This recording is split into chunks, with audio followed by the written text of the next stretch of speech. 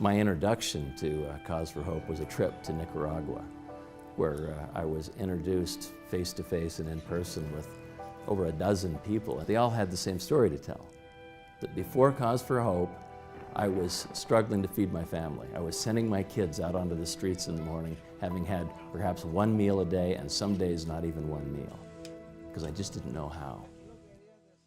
After Cause for Hope, with the learnings that I've obtained here, my kids are eating every day, they're well-dressed, they're going to school, their future is bright and hopeful.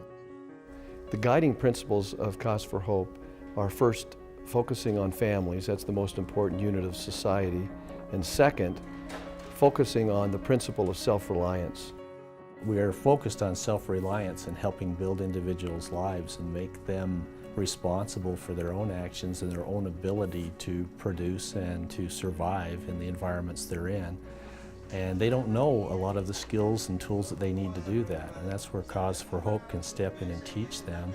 The thing that's compelling to me about Cause for Hope is that they have figured out some of the core elements of successful free enterprise, those necessary disciplines that somebody needs to be successful in business, and have been able to break those down into language-specific learnings that through some one-on-one coaching they can transmit into the lives of people in need, and through that information transform their lives.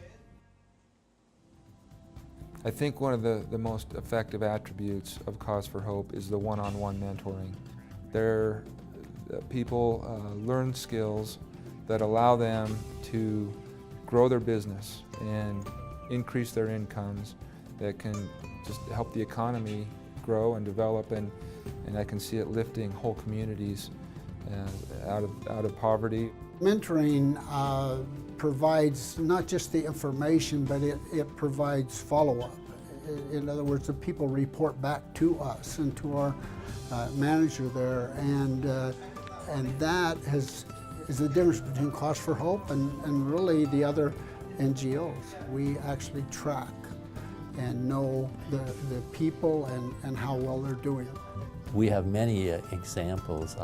The one that I love is the story of the candy distributor in Choluteca, who, when mentored and took a class on some basic business principles, and that allowed him to grow his business from basically a very small provider of candy street vendors to the largest provider of distributor of candy in the state of Choluteca. And now he employs 5 or 6 other individuals. The classes that Cause for Hope provided were the impetus to change his life, and had an impact not only on him but also on his family. In 5 years we've seen hundreds of businesses started, and those businesses continue to this day and made a tremendous difference in the lives of the people that we've been able to sponsor. And then they hire people, and the people they hire also then have a much better quality of life and the resources to start their own businesses. So it's ongoing, and the sooner we get involved, the sooner we can change the economic level of the people that we are there to help. As I said, there are a lot of people who have aspirations to do more. They just don't know where to turn. And we have so much here, and it's so easy to share what we know, and the sooner we can share that knowledge with others, the sooner we can help them enrich their lives. You know, I do have a sense of urgency about the Cause for Hope initiatives, and that urgency comes from having been there and looked into these warm eyes of mothers and fathers and children who are struggling. Why now?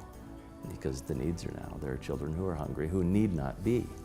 They're kept from prosperity simply because of their ignorance of some very learnable techniques.